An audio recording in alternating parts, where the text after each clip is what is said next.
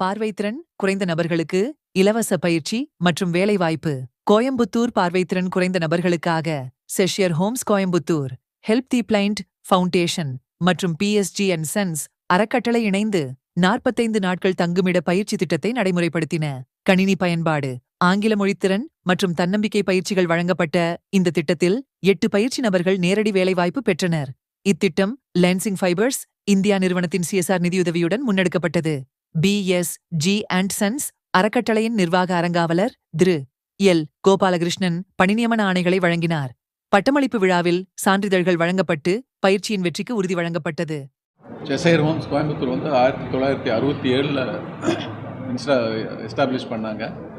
இது வந்து முதல்ல வந்து ஒரு இன்டர்நேஷ்னல் ஆர்கனைசேஷனோட பார்ட்டாக இருந்துச்சு.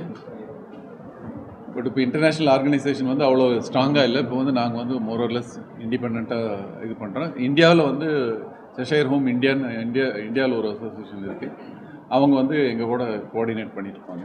இப்போ இங்கே வந்துட்டு நாங்கள் prominent citizens of Coimbatore are the committee members of Cheshire Home and we are totally non-profit. We run entirely on donations only here.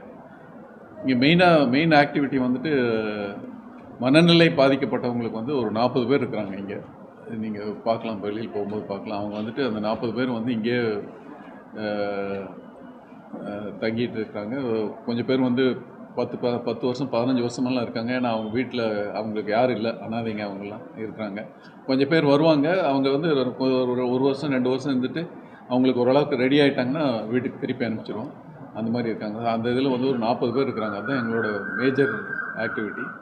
அது இல்லாமல் நிறைய டிசேபிள் பீப்புளுக்கு வந்து நிறைய ஸ்கீம்ஸ் வச்சுருக்கிறோம். லைவ்லிஹுட் ரிசோர்ஸ் சென்டர்னு இங்கே இருக்குது. அதில் வந்து நிறைய ட்ரைனிங் கொடுக்குறோம். ட்ரைனிங் வந்துட்டு